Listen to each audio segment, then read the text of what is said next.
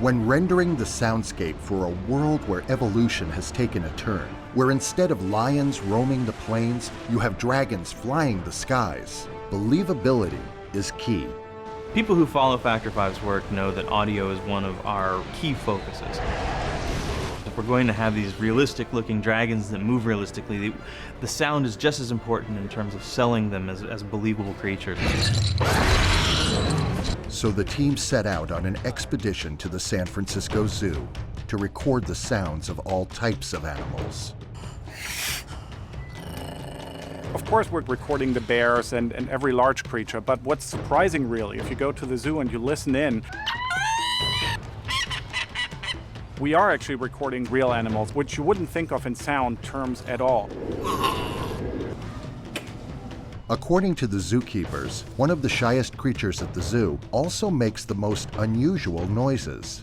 So for the koala bears, we were actually in the cages. We didn't get anything for a while. I think they were a bit nervous. And it was when we were leaving when they finally decided to start making noise.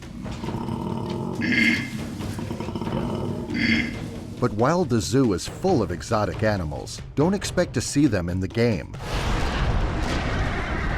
The fantastic creatures are based on real-world animals in many cases. So we, for example, have a pretty giant rhino-based creature. But of course, in terms of sound, we want to base it on elephants, rhinos, going into that direction.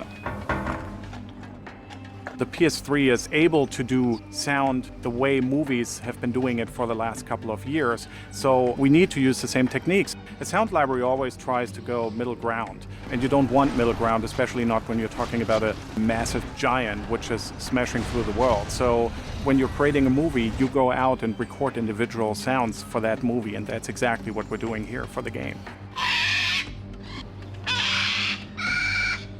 The coolest sound we got today probably was the hippo in the beginning when he was coming out of the water and doing this weird noise.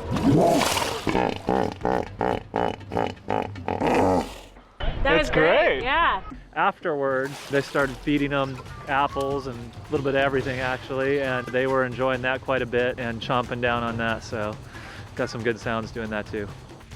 While the animals were usually kept safely behind bars, the sound team always had to be careful not to get too close.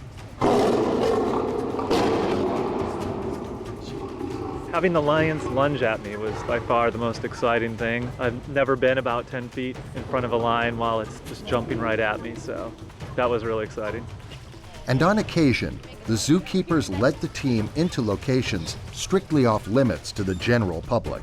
Hi, we're going to go in here and you're going to see the bears up close, and there's bars, and I want you to stay well away from the bars because if you stick any equipment or fingers, they will be gone. The polar bears were pretty exciting. I mean, all these animals, the big ones, just have this incredible low frequency to them that you just don't hear with any other type of animal.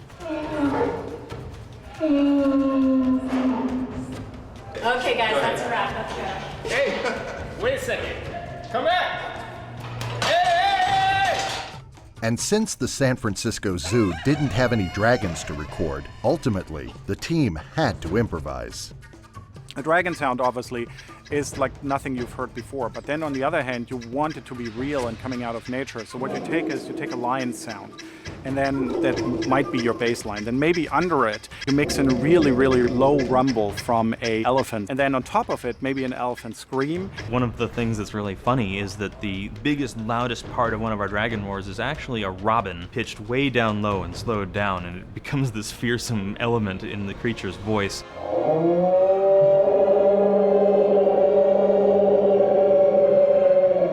All of that really blends together. To the human ear, you subconsciously get this feeling this is a real sound, but you cannot really pinpoint it. And that's really the trick with sound design. It's not funny. Come on.